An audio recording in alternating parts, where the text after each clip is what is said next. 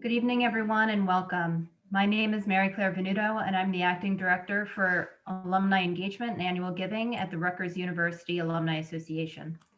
Thank you all for being with us this evening. Today's virtual event offers Rutgers alumni and friends the opportunity to build Rutgers pride together while hearing from our leadership. Please note, all attendees have been placed on mute for the duration of this discussion. If you have questions, please send them via the Q&A option at the bottom of your screen throughout the presentation. We will get to as many questions as possible. Today, we are honored to have with us Dr. Monica Adya, Dean of the School of Business Camden, who started her leadership role at Rutgers at the beginning of the pandemic. Dean Adya is joined by Cal Maradonna, Director of the off-campus BBA program in the School of Business. I will introduce Cal, and Cal will introduce Dean Adya. However, if you spent time at Rutgers at any point in the last 50 years, you know that Cal needs no introduction. In addition to receiving 2 degrees from RutgersCamden, he has served in many administrative roles in student affairs, the School of Business, and alumni relations. His work, dedication, and service to both the university and the Camden campus have been recognized by 3 Rutgers presidents. It is now my privilege to turn it over to Cal.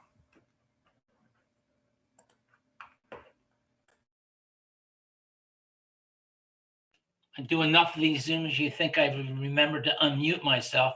But welcome, fellow alumni, to our Meet the Dean program. Luckily, we're doing this on Zoom rather than on campus, since the weather we're really not up to it. But we're surviving the pandemic. The business school's doing well.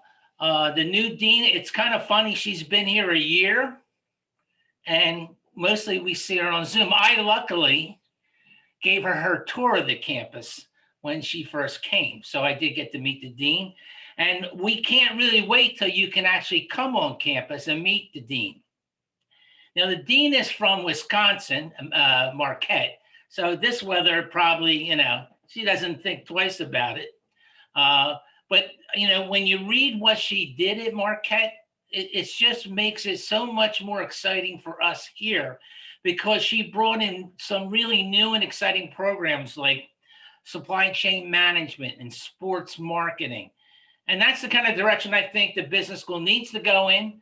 And so I just think there's so many ideas about to explode from the dean, but we're all held in with this pandemic.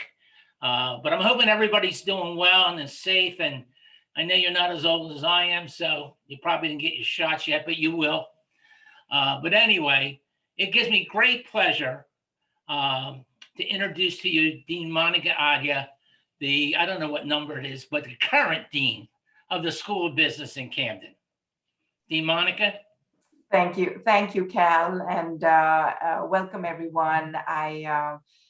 I would have loved to have this first meeting with you in person, but under the circumstances, it's great that I can at least meet you virtually. And it was nice to get questions from you, so I look forward to answering some of those. But I will hand over to Cal, but thank you once again for your time this evening, and I look forward to our conversation. Cal, over to you. Okay, so we're here to answer any questions you have about where this business school is today, where it's going tomorrow. And again, as we see it, once the pandemic's over, there'll be so much more that'll be happening on campus. And of course, things like this and programs on campus and bringing the alumni back to be a part of the business school. I mean, really, that is the key. That's one of the strengths of the business school. Obvious, some of us were in the College of Arts and Sciences when we got our degree in business. And then since 1988, the rest of the students got their degree from the School of Business. But we're all part of that alumni group. So we're really ready to answer any questions, maybe even make suggestions of where you think we should be going as alumni. Cal, it looks like there's a question from Bill. Bill says, are there any specific initiatives planned for Camden or South Jersey? Well, there are, and I'll let the dean handle that because she's the one that really manages where the business school is going. And again, I'm very excited about the directions we're going during the pandemic, and I expect it to be even greater. Yeah, so I'm assuming the question relates more to the engagement of the business school with the Camden and South Jersey community, and so we, if I'm wrong, correct me, Bill, and I'll answer specifically to what you asked. But in terms of general engagement, we have been doing some things through the student initiatives that we have with the Camden community. Many of our students, either through their courses or through other opportunities, engage with the local businesses in terms of helping them out with some projects and initiatives that they might have. Our faculty are engaged similarly with small businesses, helping them out with business plans and so on. And then as you might be aware, we have a small business development center that is part of the business school. They are phenomenal in terms of working with the local community, with the businesses in South Jersey area to help them everywhere from developing their business plans to developing their marketing strategies, as well as to, in the current environment, navigating through the PPP funding and so on. And then we have an executive education arm that actually focuses part of its effort on workforce development. So that's kind of the foundation where we are at.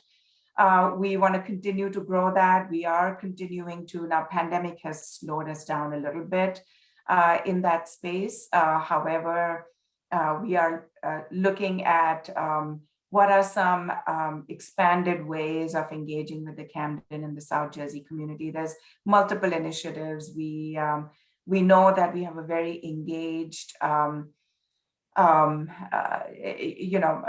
group of students that want to be entrepreneurs. We want to grow that particular area, whether that's through a collection of activities that we do or whether it's through curriculum. And then there are some big ideas that are in the works, if I can say. We have a major strategic planning initiative going on. And I don't want to jump too far ahead with that until that process is closer to completion. But we are hoping to have some very specific Camden, South Jersey initiatives come out of that. So if there's specifics, I'm happy to answer that for you.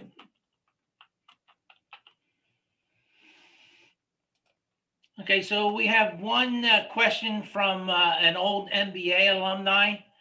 I would like Dean Monica to give us some more information about your experience, background, and what your interests are.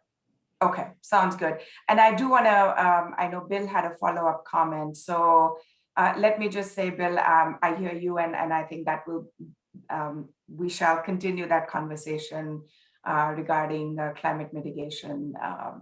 There's certainly some initiatives that we are looking at this time. So going back to Cal, your question about my background, and so just a little bit both on the personal and the professional, how I got here. So I was born and raised in India. My father was a doctor in the Indian Army. He's a cardiologist, and he's 84, still practicing. So I get a lot of motivation from him. And my mother was a teacher, social worker. She ended her career as a principal of a school that was developed for 5 villages just outside of New Delhi.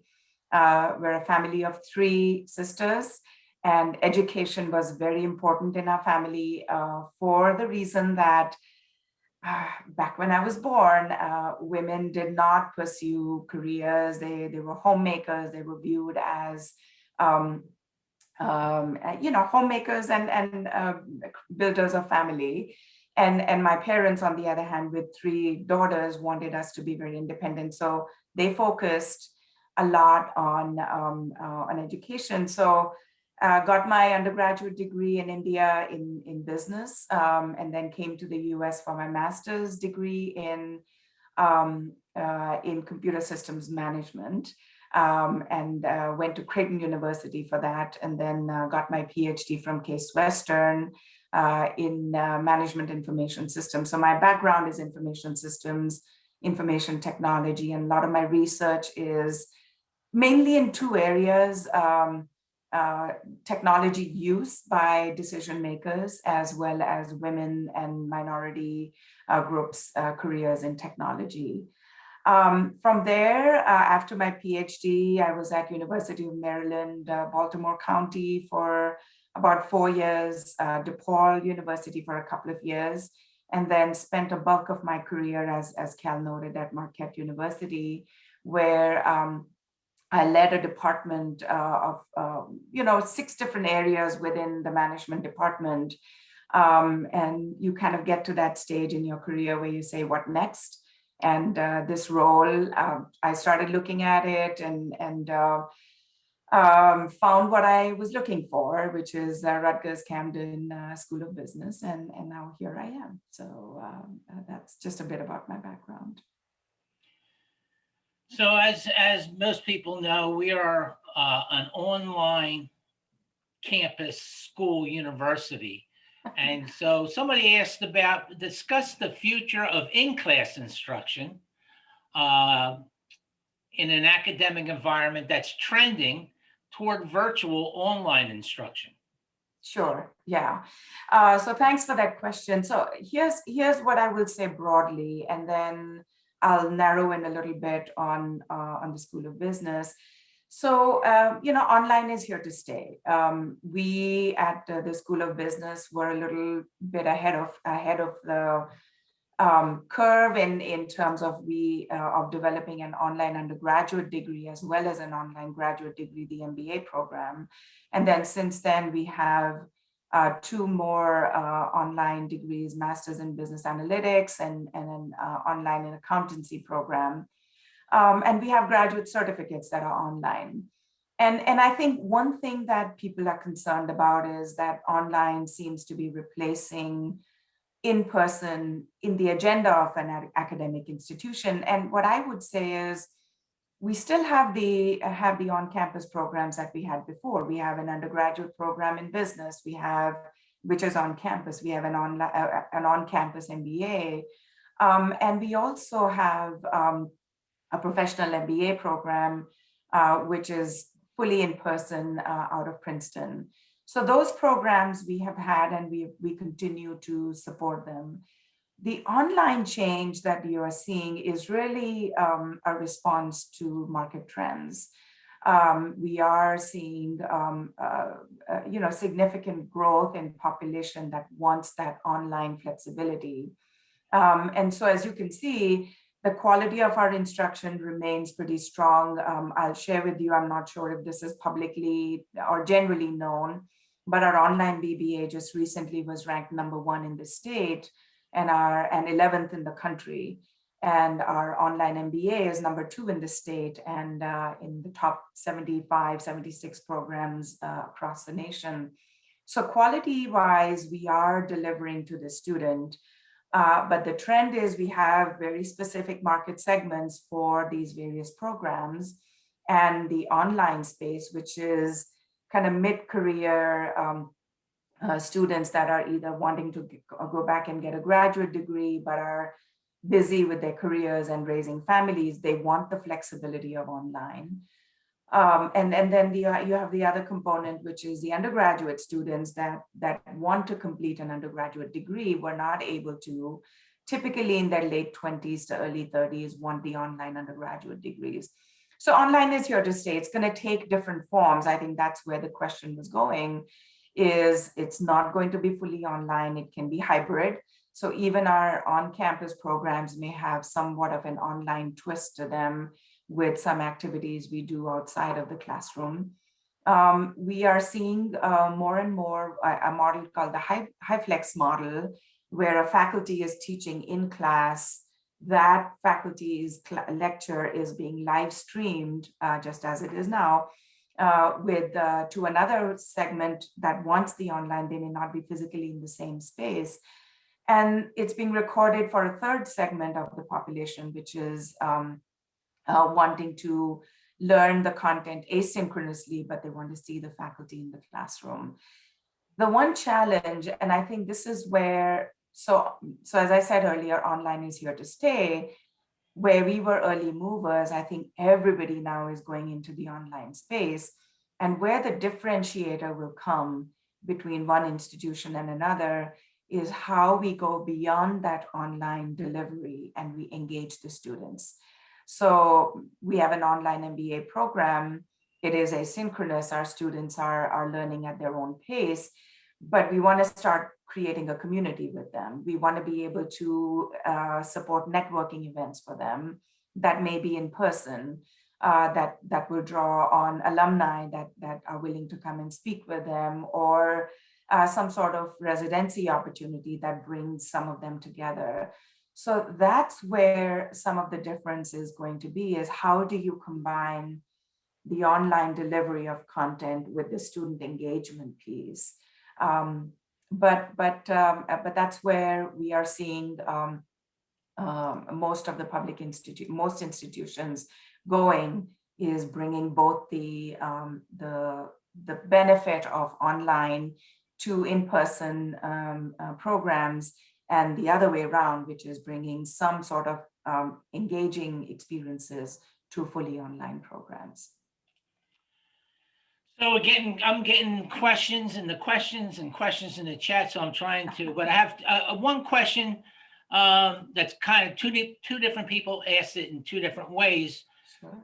Just recently, the law school, the Newark Law School and the Camden Law School merged. Mhm. And as we know, there is a Newark/New Brunswick Business School. And of course, there's the Camden Business School. And they're wondering if these programs are going to merge. And if they're not, how do you navigate for the School of Business in Camden with the competition from the School of Business in North Jersey? Oh, that is a tough one. That is a tough one. So let me say this. I don't know what, so as of now, there have been no conversations of merging the two schools, but there have been conversations around how can we collaborate on programming. That is, we have an online MBA that RBS in Newark, New Brunswick does not. Is there opportunity for us to collaborate on that? And we will see where those conversations go. But at this point, we are two parts of the same university. We are School of Business at Rutgers, the State University of New Jersey, Camden, and there is the Rutgers School of Business School in Newark, New Brunswick. The two deans, we have a good relationship, even though it's been virtual. We have not yet met in person. But on the other hand, I think as these relationships grow, my feeling is that we are going to start seeing each other as two supporting institutions, as opposed to two competing institutions. And I think that is where, if there are no talks of merging at this point, that is how I would like to see the relationship evolve, is that we support and work together with each other. I think we are beginning to do that. We are beginning to have our faculty engage on research, in exchanging. Our two associate deans meet very regularly to talk about programming. So I see us as more partners in covering the business education from Rutgers within New Jersey, as opposed to being competitors. Somebody asked about what are we going to do? What is the business school's plans to engage alumni? Mm-hmm. And that's a project that I'm working on now. But as soon as Dean Monica came a year ago, which it doesn't really seem like a year ago, that's one of the things she wanted to establish. We didn't have our own alumni association. We were part of the broader Camden Alumni Association, and that worked fine, but we're a professional school. And she felt that we should be doing things for our alumni that go along with that. So we are in the process of developing our own Rutgers University School of Business Camden Alumni Association. And I would think within this semester, if we go by semesters, we will have one introduced, and we'll start doing, again, probably more Zoom or online programs. But the key is, once we come back, we are going to have a huge celebration of the School of Business and our alumni and our new alumni association. So that is in the works.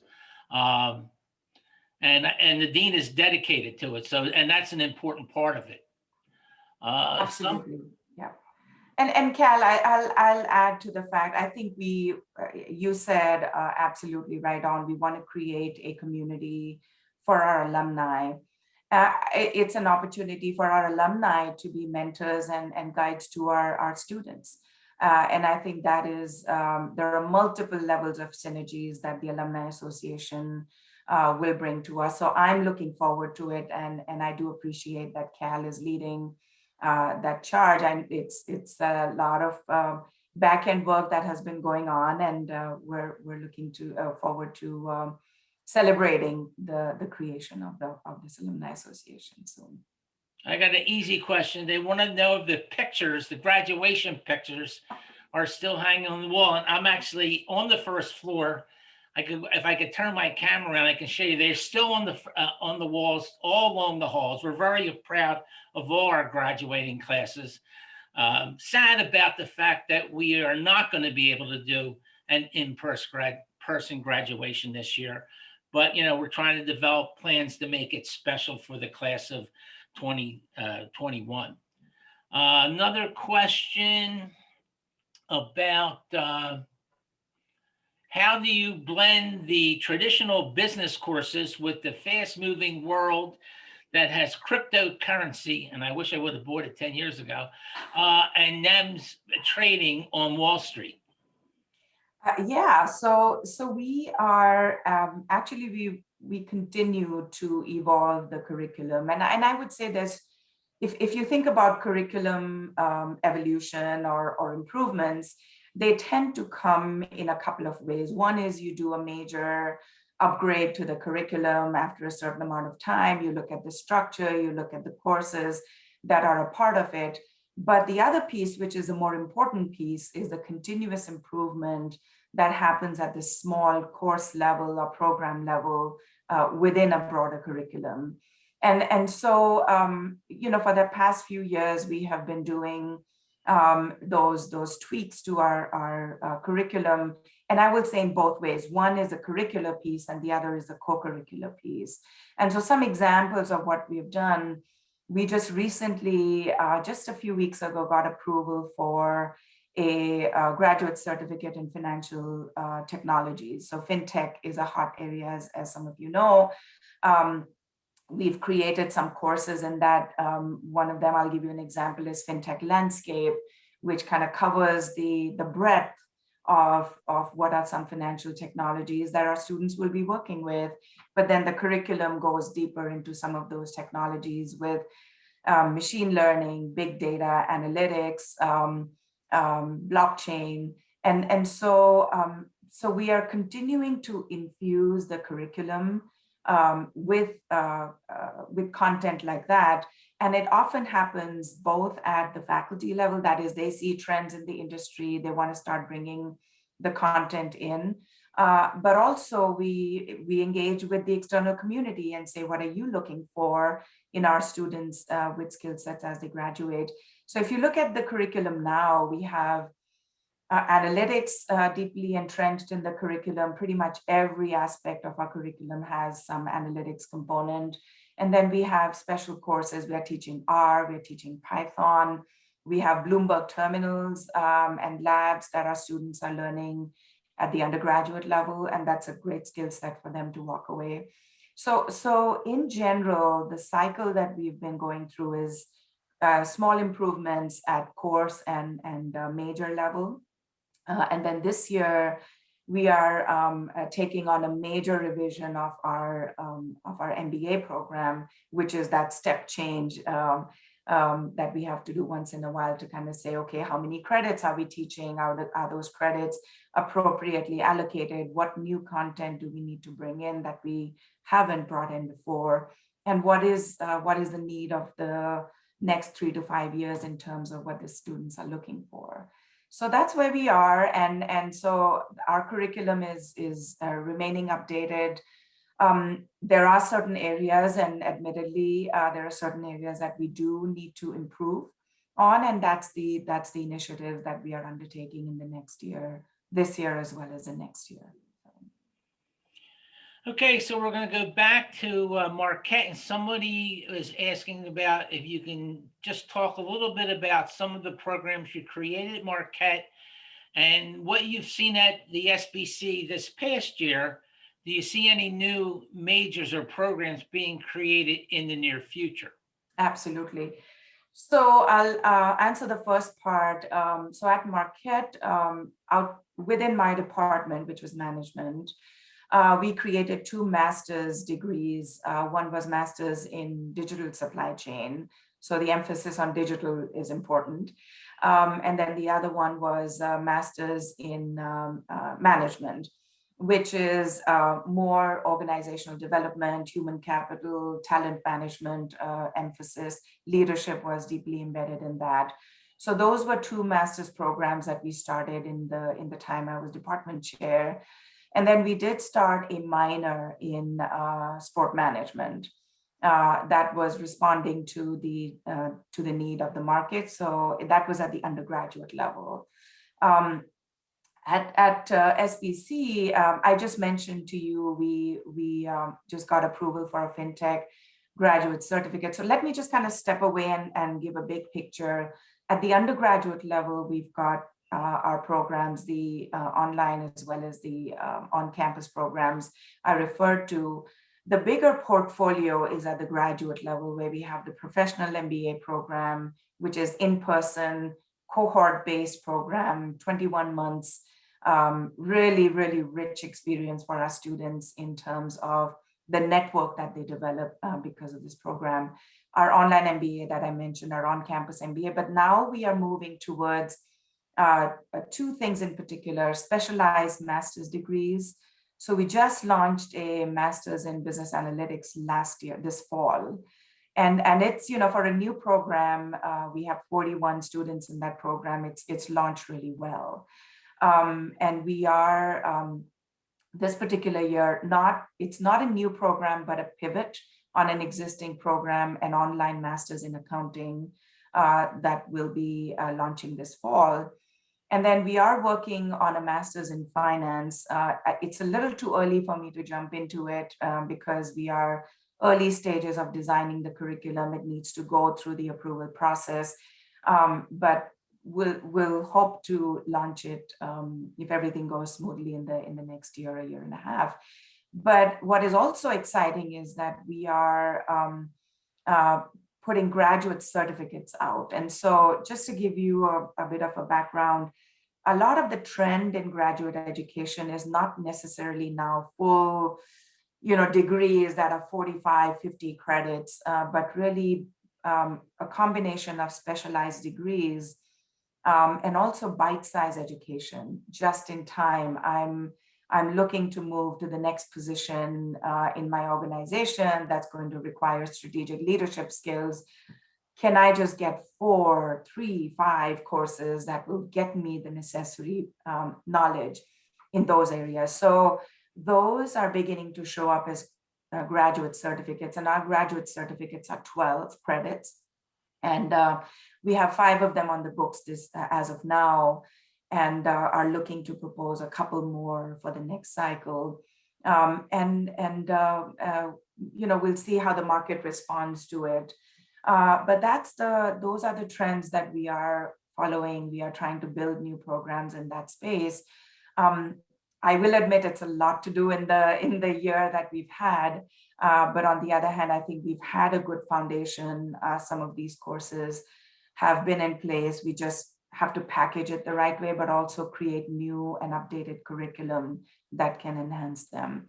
So multiple directions that we can go in, but a lot of what we are seeing is technology, analytics, soft skill combinations, along with specialized degrees and certificates. Cal, you have to scratch your ear if I talk too much. So. No, I'm fascinated because I know, again, you look down the road and you see all these things are really starting to pick up. I mean, mostly you see it in Zoom meetings and it's difficult. And of course, I mean, I don't know how, I just am tired of not seeing somebody face to face and talking to them, but we'll get there. So no, I think the people who are on really want to know what's happening with the business school. We really haven't had an event like this, even in person, in a while. So, and again, it's a new dean. It's really, we're moving in a new direction. All right, well, here's an easy one. It could be an easy one. What business-related book would you choose as a common campus read for incoming business students? Oh boy, yeah, that, it's not as easy, Cal. This is, book and movie recommendations is like recommending clothes for somebody because it's like so personal. So, but let me start with just, 2-3 things that I think all business students at the undergraduate or graduate level need to know. One is, aspects of leadership, and they change when you're an undergraduate student. Leadership means something, and then as you kind of mature into your career, it means something else. The second one is just thinking about technology, innovation, and the disruptions, and I mean disruptions in a positive way, that those innovations can cause, and I'll use innovations broadly.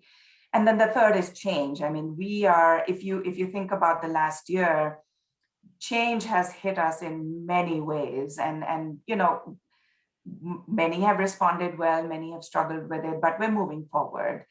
And so if I think about these 3 topics, leadership, innovation, and change management, I think all our students, outside of the functional knowledge that they get through their curriculum, they need to understand these. Now, specific book recommendations, I can tell you what I've enjoyed. And can these be required reading? Absolutely, if we can agree on them. So one book that I really appreciate, and I had a great conversation with a colleague of mine, Bev Ballard, who runs the PMBA program, on servant leadership. And so there's a book that I've read. She reminded me about it, and I need to go back and read it again. It's called Servant Leadership. And, there's multiple, by Robert Greenleaf, multiple elements to it, but there are principles of servant leadership that our undergraduate students could benefit from, but then our graduate students could benefit from. And they're important: listen, empathize, respond, respect, empower, things like that are formative in many ways, difficult to follow. The Innovator's Dilemma is a book I've really enjoyed. It's by Clayton Christensen. And he talks about how companies that are even well managed miss signs of disruptive innovation and they fail. And he has some fantastic examples, but it's just an interesting thought process around how to keep an eye on what's in the future as opposed to being in the present and the past. So that's another interesting book I've read. And then there's a book on change management by Kotter, Kotter. I have to admit, I have not read the book, but I've read his articles. And they're pretty formative, 8-step change management strategies. So those are books I would recommend to any business student. Read it in your lifetime. Servant Leadership is a little heavy at times, but also it's very relatable, if I can say. But Innovator's Dilemma is a really interesting read, as is Change Management, as articles. No, I haven't read the book. So those are my suggestions. I just got a suggestion from an alum about as we put this alumni association together, not to forget that we have to apply through the RUAA. And I have to tell you, if you think Scott Owens and Mary Claire let me get away without doing that, your mistake. We obviously are. The alumni office on campus is a big advocate for us to move in this direction, and they've been very helpful so that we do follow the correct process in the university so that we can be a charter group of alumni organization for Camden. But thanks for reminding me to stay on track. Another question. They come in all different places. I'm sorry, I'm slow at this. Oh, as the state university is private philanthropy important to the School of Business, Camden? If so, do you only care about large dollar gifts important, or will giving at any level make a difference? Oh boy. So great question. And I will say giving in at every level and in every form. I'll say it in both ways, that I think we benefit greatly. We benefit greatly from the large dollars. They are extremely valuable in the future initiatives that we have. We benefit greatly from the smaller dollars that help us with either scholarships or with some initiatives that come out of the dean's offices. And I'll give you an example. We have some of our alumni may have experienced this, the Student Engagement Center, which we are renaming, that will come out publicly. And that center has been involved with our freshman students all the way to the time they graduate, right from how do you develop your resume, how do you network effectively, how do you give your first interview, how do you conduct yourself professionally as you get to work. So they're very transformative work that that center is doing. Small dollars matter to them as well. Small contributions matter to that group. We have a business leaders development program, which takes our students out into the community. Contributions help there as well. So you know that we are a nonprofit, we are a public institution, and any contributions in every form will only go to move us forward. Now, we talked about the dollars.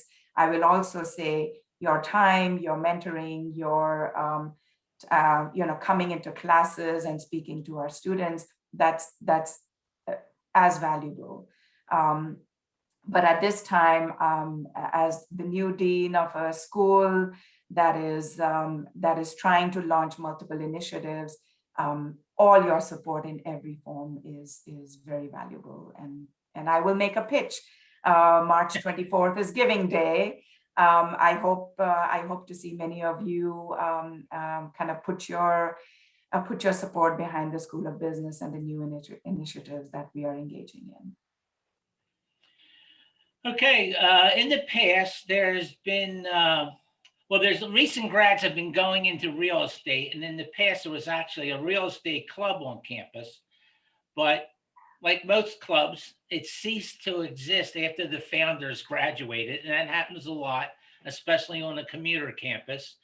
But they're wondering if the business schools think about any courses or introducing a similar club or possibly a minor or a major in real estate. Oh, it's interesting. My answer to that question will be, I would hope so. But if you ask me today, are we offering anything? Not yet. I think that is an area of great opportunity in multiple ways. One, some of our students that are coming into SBC are coming from backgrounds that have some connection with real estate, and I'll use that loosely. But I think there are some great opportunities to develop programming around particular segments of students as well. So I'll give you an example. If you look at the real estate professionals, minority groups are not represented very well in those areas. Can we design programs in that space? Absolutely. The challenge that we have at this point, and I'll say it as a challenge, anytime you hear me say the word challenge, I also see it as an opportunity that, you know, the faculty expertise is right now in a certain direction. We would need to build the faculty expertise out to be able to launch a minor or a major. But can we start a club then that feeds into some activity around that? Absolutely, yes. I think I will have to go back and look into what we did in the past and why it didn't survive or sustain, to see what we need to do differently this time. So I can say it's something I would want to look into. Is it something that we are doing currently? No, not yet. So this question keeps coming up and I keep trying to avoid it. But a lot of alums know, and it was announced that we were getting a new building. Yep. And unfortunately, we got passed over back when we were #1 on the list, and nothing to do with the nursing school, but that's the building that got built. And so they're wondering, and again, I know it's hard for anybody to answer that question because we don't know where we are on the list. We all want a new business school building, but I'll leave it to you to any thoughts you may have on it, Dean, about a new building for the business school. Yeah, absolutely. So let me say there's a couple of things. One, you know, I try not to use the word building too much. It's a place. It's a place. There are 4 P's I'm going to talk about.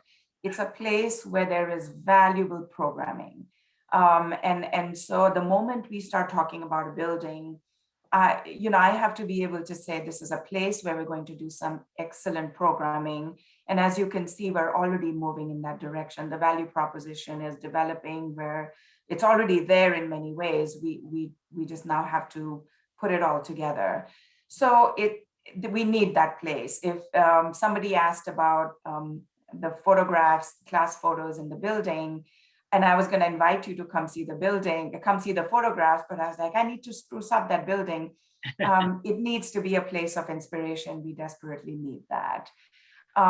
What I will say also is that any building is going to have to come through the other 2 P's, which is public and private partnership. And so, you know, when I was interviewing for the position, the building was at the forefront. And so what I will say is, I would like our alumni to get behind me and behind Cal and behind the association that's going to come together and start helping us lobby for it, both in terms of how can we develop the funding from private sources that will also then feed and fuel and seed the public investment as well. I know conversations have been in place. The timing of it, you know, unfortunately, when I started, it was 2 weeks after the whole state and the country shut down. And so we have to revive that conversation. It's going to come through that public and private support. And, you know, we have the value propositions that we are building. So we are ready. We're ready when it's going to happen. So. A question about graduate mentoring, a graduate mentoring program. Do we have one in place, or are you considering trying to put one in place? So we are, so what I will say is we are piloting a mentoring program in fall. Initially, the scope of this is it is for the undergraduate students, but the model that we are trying to use, we have to now convert it to the to the graduate level. So the model we're thinking about is a combination of peer and external mentoring, so that you as an alumni, for example, could be invited to mentor 4 students at a time at the undergraduate level, which is one's a freshman, a sophomore, a junior, and a senior. And they mentor each other, but they also benefit from mentoring from you. How we take that model to the graduate level, where we don't have the cohorts, that is the next level that we will need to pilot in this, probably the spring of the following year. We would like to set up the mentoring program in a way that there is a peer component as well as an alumni or industry component in peer. But yes, a short answer to that long description I gave you is yes, we are piloting graduate as well as undergraduate mentoring as in the next year. So what ways is the SBC engaging with South Jersey and Camden community and businesses, and how can local businesses support the mission of the School of Business? Mm-hmm. Yeah. So as I kind of briefly mentioned in response to Bill's question, we've been partnering through our courses, civic engagement, working with the local community, our Small Business Development Center, executive education, our faculty. Just to give you a couple of examples, one of our faculty worked with a local business to help them recently develop a business plan that would increase the international footprint in certain areas. Another group of faculty is working with our civic engagement office to do financial modeling for an after-school program. So those are the sort of things that we've been engaged in, workforce development, as well as working with small businesses. Is that enough? I think we need to elevate it to the next level, where we are doing a little bit more of a partnership type of engagement with the Camden and South Jersey community, whether it's a partnership between for-profit, nonprofit, and the academic institution. And that is something that takes a little bit longer in terms of developing and formulating, but that corporate, community, and academic partnership is the next level that we need to start looking at. And I can see some ideas have been floated within the Q&A section. Absolutely, those are on in our front in terms of exploring where do we want to put our energy and effort in the next phase. Okay, here's one, kind of like from the beginning. So what really attracted you to Rutgers School of Business in Camden? Yeah. And what do you think makes us distinctive? Sure, okay. So I kind of referred a little bit to my background a little bit earlier. My mother had been in education all along. And the one thing that that really left a deep impression on me growing up was the impact an educator could have on students, on access to education, on social mobility, on just the overall well-being and growth of students who may have challenging backgrounds or disadvantaged backgrounds. That's the student she worked with. And so that has always stayed with me. And for many years, as serving in a private institution, when you kind of think about your career, you think about what next. And so with what is remaining in my career, I wanted to go back to the public education environment. I'd spent 4 years at University of Maryland, Baltimore County, and had appreciated public education.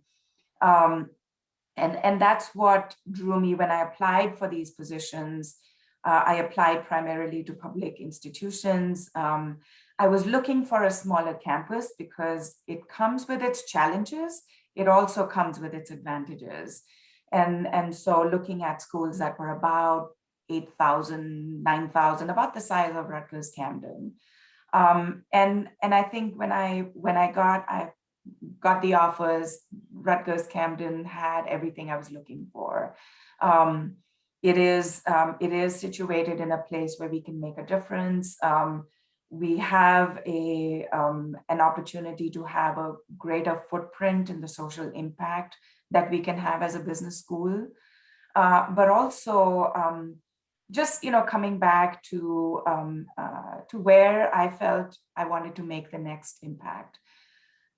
What I really liked when I came here to campus, well, Cal, first, your campus tour was a big seller. So I appreciate that. Sure. But I think it was the close-knit community, two things in particular, the close-knit community on campus, but also in the School of Business. And also the just the deep, deep dedication to the student. It wasn't, you didn't see turf wars. You see a healthy exchange of ideas. But it's really, what really brings us together is we want the students to succeed. And that's reflected both in the general culture of RutgersCamden, but also the School of Business, is the dedication to the success of our student. And you asked me what makes School of Business distinct. I'll combine it in a couple of ways. I said earlier, we are, the School of Business, Rutgers State University of New Jersey, Camden. I put that emphasis there. So we are distinct in that we are a part of Rutgers in Camden in South Jersey, and we want to embrace that. We want to recognize that that is where we are, who we are, and that is where we can have an impact. And the second is just the really positive culture within the School of Business. You mentioned that I've been a virtual dean for 10 months, but I feel, that we are a family already in many ways. I felt that way within the first month because everybody has just come together. It has always been together, but particularly come together. They want the genuine success of the school. And that's what makes us different from some of the other schools that may not have the same benefit. So any chance of a PhD program in business? Oh boy. It's so I think so PhD programs, as if you look at the financial aspect, is generally an investment which requires a very robust undergraduate and graduate program. And so we need to grow a little bit further as a school, both in terms of our graduate and undergraduate programs before we are ready for a PhD. I would love to see it. I would love to make it happen. But I think it will not, it's not something that we will see in the next year or 2 years. We will need to see some growth in our undergraduate, graduate programs before we are ready for that. We need it. We would love it. It will take us some time.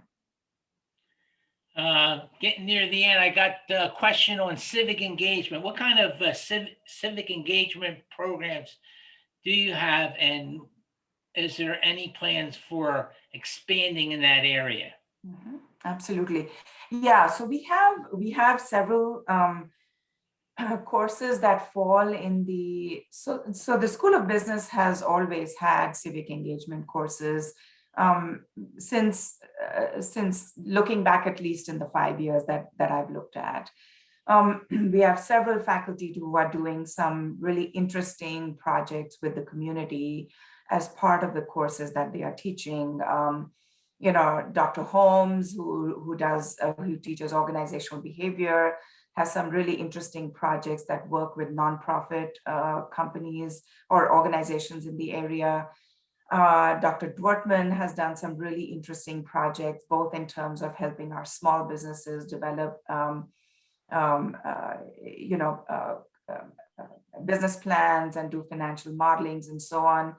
And then also, I think we have, Carol has been a great proponent and a faculty who's deeply engaged civic engagement, and several of our faculty have received Chancellor's Awards for it.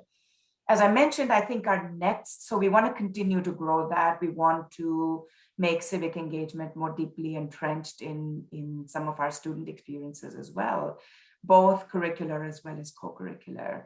But I think the next level that I see is at the institutional level.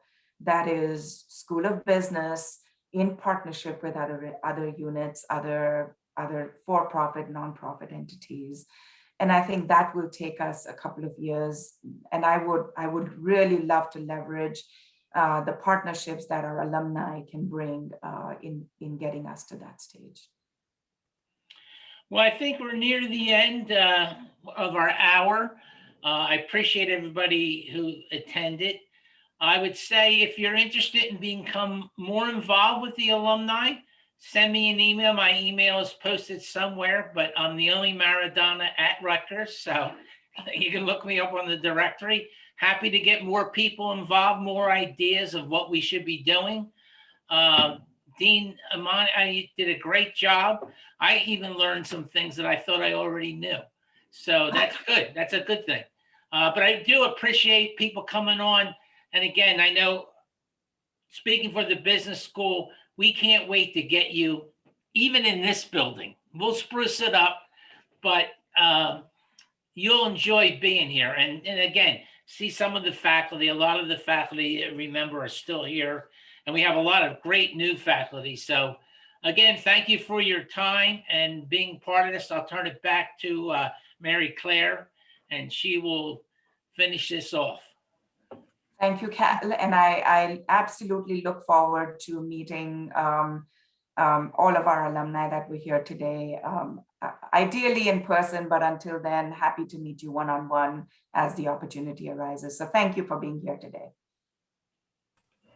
Thank you so much, Cal and Dean Adya. I thought this was a really energizing conversation. I'm really excited about what's to come for the School of Business, and I'm going to have to look up those book titles.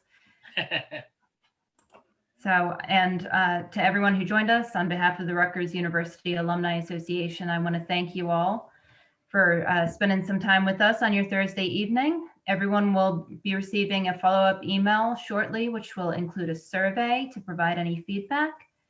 We hope to see you, whether it's on Zoom or eventually in the School of Business soon. Thank you so much. Be safe. Enjoy your evening.